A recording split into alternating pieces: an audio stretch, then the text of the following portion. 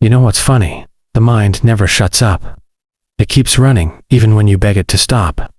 You lie in bed, replaying conversations, imagining problems that don't exist, creating stories that will never happen. And when you finally close your eyes, the mind whispers, "What if you forgot something?" That's how overthinking begins, not as a choice, but as a habit disguised as control. For years, I thought being thoughtful meant being cautious, that if I analyzed everything, I'd avoid mistakes. But instead, I became trapped in my own thoughts. Every decision felt like a risk, every silence a sign, every message a mystery. I wasn't living. I was dissecting life before it even happened. Alan Watts once said, "Muddy water is best cleared by leaving it alone." But overthinkers don't know how to leave anything alone. We poke at every emotion, question every motive, and doubt every good moment. We stir the water again and again, trying to make it clearer, and only make it darker. Overthinking is like trying to predict the weather of your emotions. You want to know what's coming next so you can protect yourself. But life doesn't give forecasts. It gives moments, and we ruin them by trying to control what they mean. The truth is, overthinkers are not weak. They're just people who feel too much, care too deeply, and fear too greatly. They crave peace but chase certainty. They want love but fear rejection. They're stuck between wanting control and wanting calm, and end up losing both. Watts believed the biggest illusion is the idea that we are separate from life, that we can stand outside of it and manage it like a project. But life is not a problem to be solved. It's an experience to be lived. The moment you try to fix it, you miss it. When I first heard that, I didn't get it. I thought, how can I not think about the future? How can I just let things be? But one night, after a long spiral of what-ifs, I realized I wasn't afraid of the future itself. I was afraid of losing control. That's what overthinking is. An endless attempt to control the uncontrollable. You try to replay the past, to find where you went wrong. You analyze people's words until they lose meaning. You even imagine your own downfall, not because you want it, but because the mind believes that if it expects pain, it can avoid surprise. Overthinking is a survival mechanism that never turned off. It was built to protect you, not torture you. But somewhere along the way, it stopped being about safety and became about fear. Fear of mistakes, of judgment, of imperfection. Alan Watts said, "You can't be spontaneous and deliberate at the same time." And that's the curse of the overthinker. We plan our feelings before we feel them, practice our words before we speak, and measure every step before we walk. In trying to be perfect, we forget to be present. Sometimes I wonder what would happen if I stopped analyzing everything. If I just let people come and go. Let moments pass without interpretation. Let silence simply be silence. Maybe peace isn't about thinking less, but trusting more. The mind is like a storm that believes it's the sky. It thinks it's the main event, but it's only a pattern passing through. The real you, the awareness behind those thoughts, is untouched. Watts reminded us that the mind is a tool, not an identity, but it's hard to remember that when you're deep in it. When thoughts race faster than reason, when your chest feels heavy from invisible weight. In those moments, logic doesn't help. You can't argue with a storm. You wait for it to pass. I used to journal every single day, trying to solve myself. But the more I wrote, the more tangled I became. Because self-analysis is a paradox. The more you examine the mind, the more the mind invents to stay busy. It doesn't want silence. It wants control.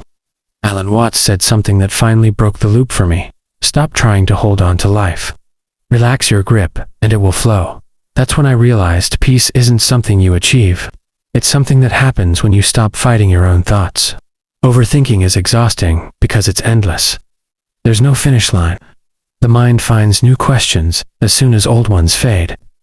It's like trying to complete a puzzle that keeps changing shape. And the more you chase completion, the more it slips away. I once believed clarity meant certainty. Now I know it means acceptance. You don't have to know what's coming next to feel safe. You just have to know you'll handle it when it comes. That's what trust looks like. That's what freedom feels like. Watts compared life to music. You don't play a song to reach the final note. You play it because you enjoy each part of it. Overthinkers forget that. They want to skip to the end, to the conclusion, to the peace. But peace isn't at the end. It's inside the rhythm itself. Sometimes when I catch myself spiraling, I try this. I let the thought come.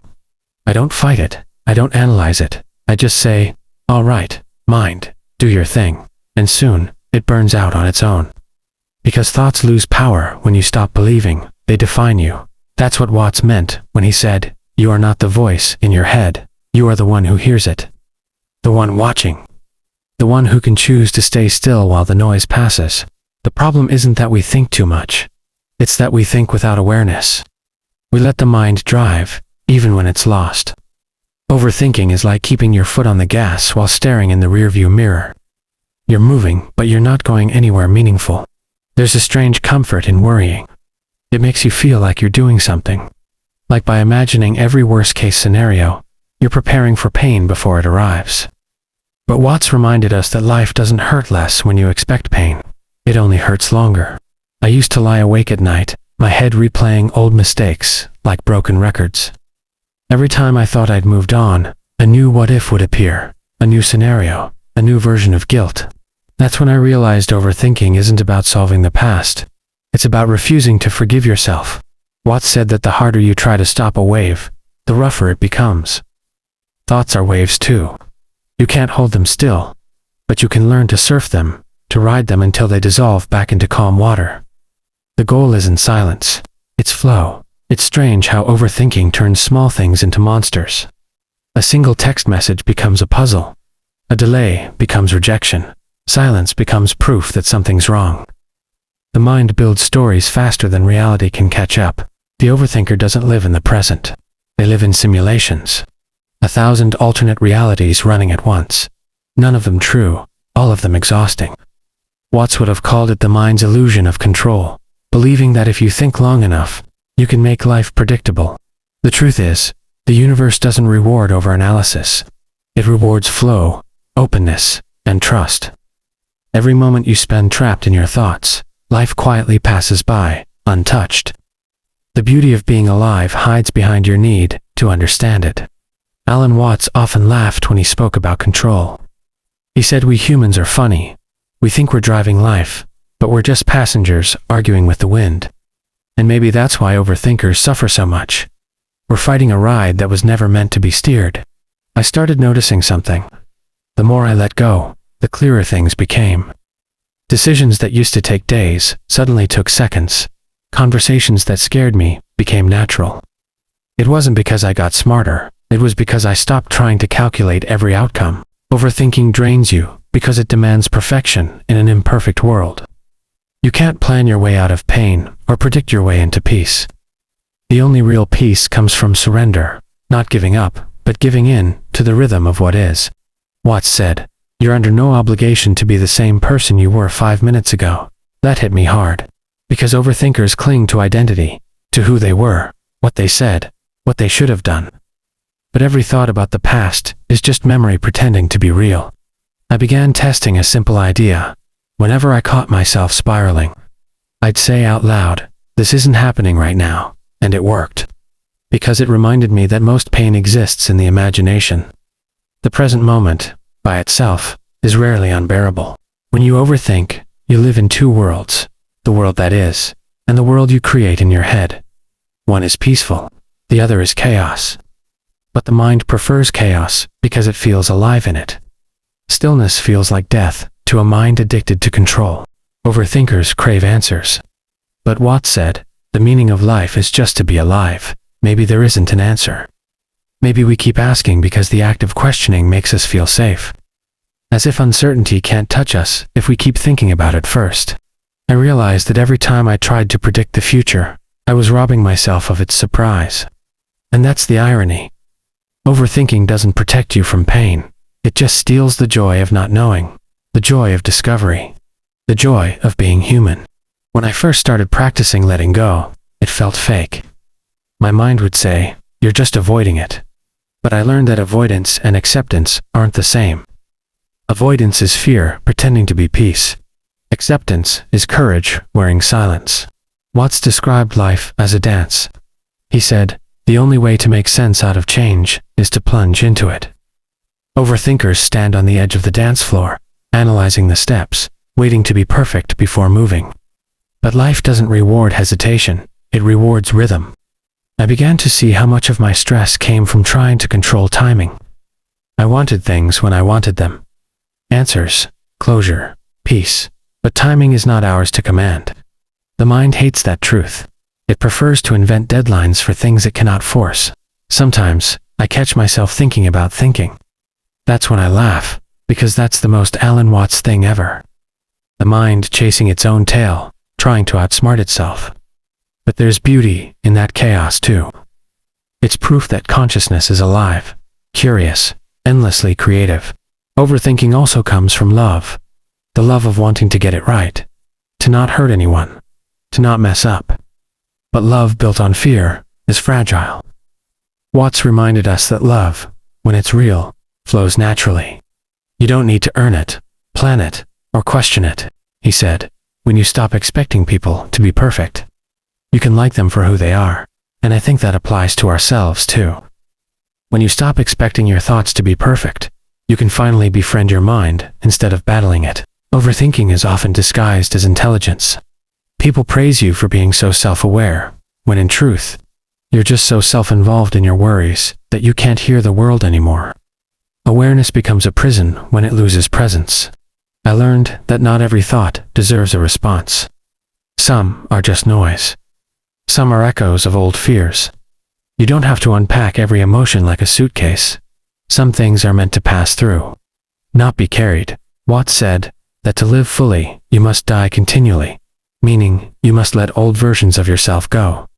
But overthinkers resist that death. They cling to every version, every label, every narrative, and that's why they feel so heavy. They're carrying ghosts. There's a kind of peace that comes when you stop chasing certainty, when you stop needing to know, to label, to fix. You begin to realize that uncertainty isn't your enemy, it's your teacher. It forces you to live. Now, whenever my mind starts racing, I imagine sitting beside Alan Watts, both of us watching my thoughts like clouds. He'd probably smile and say, "You see? They pass on their own," and he'd be right. They always do. The only one who stays is you. Overthinking taught me something paradoxical.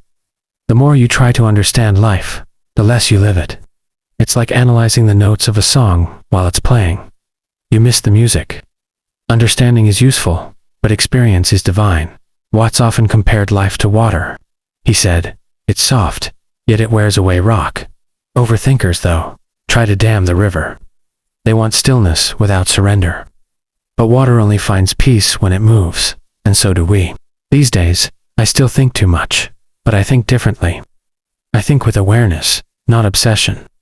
I question without drowning. I let my thoughts visit, but I don't let them unpack their bags. That's the quiet art of peace, not absence of thought, but absence of control. Alan Watts once said, "The meaning of life is just to be alive," and maybe that's what I've been missing all along. Life isn't asking me to solve it, it's asking me to live it. To stop fighting the current. To finally trust that even without control, I'm exactly where I'm meant to be. Sometimes I wonder how many moments I've missed by being somewhere else in my head. You know that feeling when someone's talking to you, but you're not really there. You're lost in mental rehearsals, arguments that never happened, fears that never came true. It's like watching life through a fogged window.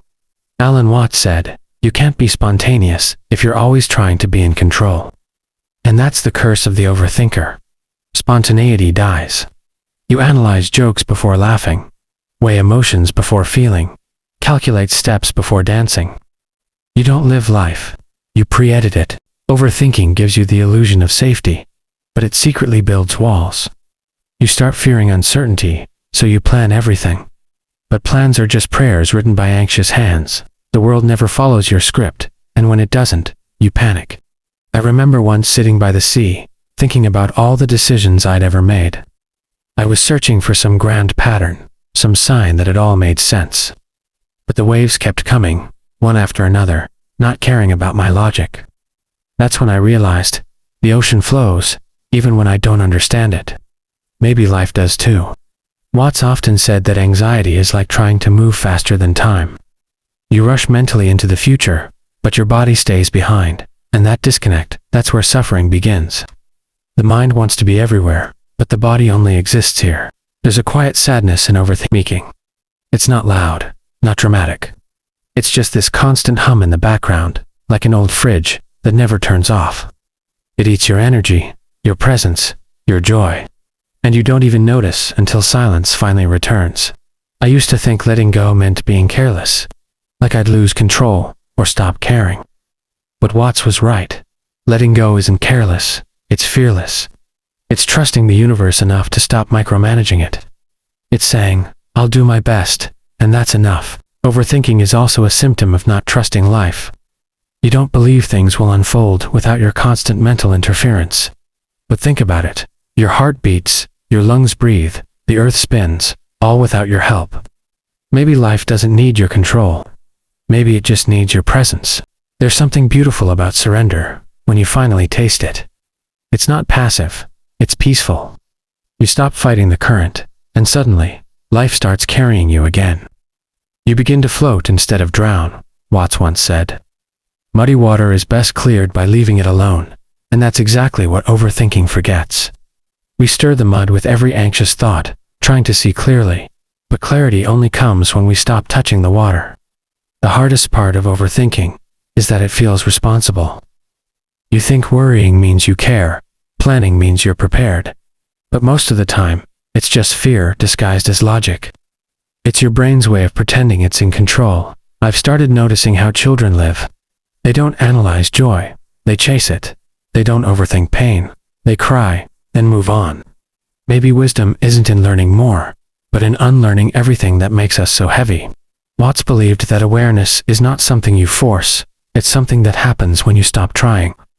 The mind that's too busy thinking can't hear life whisper. Silence isn't empty. It's full of everything we keep missing. Overthinking taught me this strange paradox. You can't think your way into peace. You can only feel your way there. Thoughts are maps, not destinations. The real journey starts when you close your eyes and finally listen to what's beneath the noise. Maybe that's the final lesson. Life was never meant to be solved like a puzzle. It was meant to be lived like music. Not every note makes sense by itself, but together they create something beautiful. And when you finally stop overthinking, you start hearing the song again. There's something almost poetic about realizing how much time we spend lost in thought. The mind builds castles of what-ifs, but they're made of air. You walk through their halls and call it safety. But it's really just you, pacing in a dream you can't wake up from. Alan Watts used to say, the meaning of life is just to be alive. But we're so busy trying to make sense of it that we forget to live it. We chase the perfect explanation, the perfect timing, the perfect outcome, and in doing so, we skip the only moment that ever existed, this one.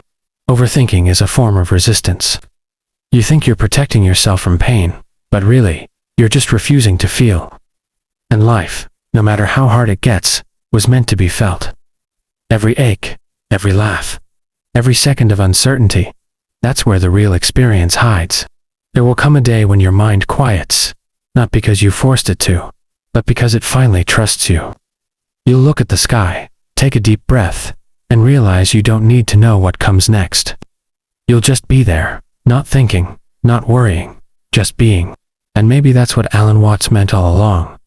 The art of living isn't found in control, it's found in surrender. The moment you stop dissecting life, you start feeling its rhythm. And when that happens, you're no longer lost in thought. You're finally home. Sometimes, silence teaches you more than thought ever could. You start to notice that the world doesn't need your constant interpretation. It's beautiful on its own. The trees don't explain why they sway. The ocean doesn't justify its tides, and still, everything moves in perfect harmony. Overthinking is like trying to control the ocean with a teacup. You scoop and scoop, desperate to contain it, but the waves just keep coming. The real freedom begins when you finally drop the cup and let the tide wash over you. That's when you understand what peace actually feels like. Alan Watts once said that life is like music. You don't dance to get to the end of the song. You dance because you enjoy the rhythm. But most people spend their lives trying to find meaning instead of feeling it. They forget that life isn't a puzzle to solve. It's a melody to move with. You realize eventually that your thoughts were never the enemy. They were scared parts of you, trying to protect you from the unknown. But the unknown isn't as terrifying as you think. It's where you find wonder again. It's where you finally stop existing and start living. And when you reach that quiet stillness inside, when the storm of what-ifs finally settles, you'll smile. Not because you've figured it all out, but because you've learned to float.